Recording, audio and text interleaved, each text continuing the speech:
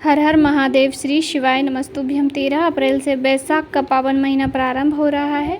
इस महीने में भोलेनाथ को शीतल जल अर्पित किया जाता है। शीतल जल आप अपने घर पे तैयार कर सकते हैं। आपको मिट्टी के पात्र का जल लेना है। जिस भी मिट्टी के आप यदि मिट्टी के बर्तन का पानी पीते हैं तो रात्रि भर उसमें रखा हुआ जल आपको तांबे के पात्र में ले लेना है। यदि आपके घर में मटका नहीं है तो कोई भी छोटा सा मिट्टी का पात्र हो आप उसका जल ले सकते हैं, या मिट्टी का पात्र नहीं है तो आप दीपक ले सकते हैं। थोड़ा बड़ा सा दीपक लें या छोटे दीपक में भी आप थोड़ा जल रात्रि को भर के रख दें और तांबे के कलश में जल भर लें और उसमें उसी मिट्टी के पात्र जो दिए में आपने जल भर के रखा है उसे तांबे के कलश में डालकर महादेव को ले जाकर ठंडा जल शीतल जल अर्पित करना है।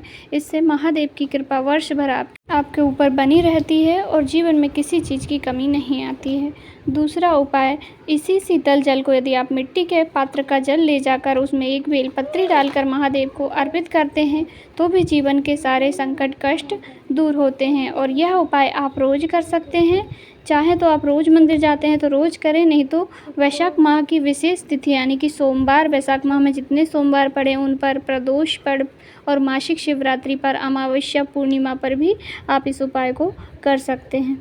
दूसरा उपाय, वैशाख माह में आपको देवतुल्य जो वृक्ष होते हैं, गुरुजी ने कहा बेलपत्री का वृक्ष, पीपल का वृक्ष, आंवले का वृक्ष, बट वृक्ष, इन वृक्षों में से आपके आसपास जो भी मंदिर के आसपास, आपके घर के आसपास जो भी वृक्ष हो आप उन वृक्षों में वैशाख माह में जल अवश्य ही अर्पित करें। सभी वृक्षों में से केवल एक वृक्ष यदि आपको मिल जाए तो भी काफ़ी अच्छी बात है। और बेलपत्री का वृक्ष सर्वश्रेष्ठ होता है। वैशाख माह में बेलपत्र का और बेल फल का बड़ा महत्व है। तो आपको बेलपत्री का वृक्ष यदि मिले तो बेलपत्री के वृक्ष की पूजन आराधना और एक लोटा जल अवश्य ही अर्पित करें। जीवन की सारी समस्याएं दूर होंगी।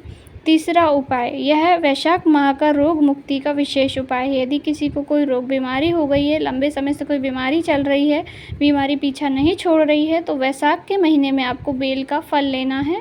बेल फल को काट कर उसके अंदर का जो फल होता है उसे निकाल लेना है और फल की जो कटोरी जैसी खोल बचेगी उसमें आपको जल भरना है।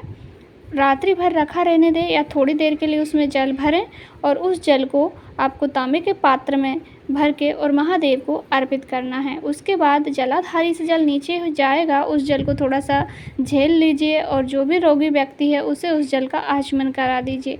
कितनी भी बड़ी बीमारी हो गई होगी वह भी धीरे धीरे समाप्त जरूर होगी। और यह उपाय आप पूरे वैशाख माह भी कर सकते हैं। एक ही बेल फल को रख लीजिए, रोज़ उसी में जल डालकर उसके जल को ले जाकर अर्पित कर दीजिए। चाहे तो आप विशेष तिथियों में एक बार दो बार कर सकते हैं, लाभ आपको अवश्य ही प्राप्त होगा। तीसरा उपाय, यह वैशाख माह का धन प्राप्ति का सर्वश्रेष्ठ उपाय है। इस उपाय को करने से वर्ष भर आपके जीवन में धन की कमी नहीं आएगी। करने के लिए आपको सत्तू तैयार करना है। चने, गेहूं और शक्कर को मिलाकर सत्तू तैयार किया जाता है, या तो आप इसे घर पे भी बना सकते हैं, अन्यथा मार्केट में आपको वैशाख के महीने में सत्तू आसानी से मिल जाएगा। तो आपको सत्तू लेकर आना है और सत्तू को भोलेनाथ को एक कागज़ की पुड़िया में ले जाकर भोलेनाथ को अर्पित कीजिए। और आपके घर में भी सभी को सत्तू का सेवन वैशाख माह में करना चाहिए। और जो भी मेहमान आए या कोई आपके घर आए तो उन्हें भी आपको सत्तू खिलाना है। और इस माह में सत्तू का दान करना भी विशेष ही फलदायी माना गया है। तो आप सत्तू का दान करें और भगवान को भी सत्तू अर्पित करें।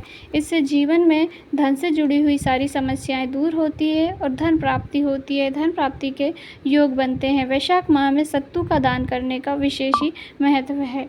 चौथा उपाय, यह उपाय आपको वैशाख माह में पड़ने वाले प्रदोष पर करना है। 2 प्रदोष आएंगे।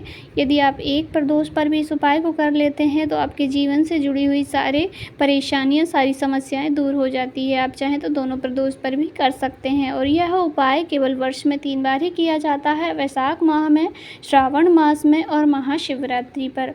उपाय करने के लिए आपको बेलपत्री के वृक्ष के साथ कांटे लेने हैं, एक धतूरा लेना है और ये उपाय आपको प्रदोष के दिन प्रदोष काल में करना है। आपको बेलपत्री के वृक्ष के साथ कांटे एक धतूरे के साथ भोलेनाथ को प्रदोष के दिन अर्पित करना है। भोलेनाथ से प्रार्थना करनी है कि हे बाबा, मैं ये बेलपत्री के सूल आपको अर्पित कर रहा हूँ या कर रही हूँ। मेरे जीवन के सारे सूल, सारे दुखों को आप हर लीजिए।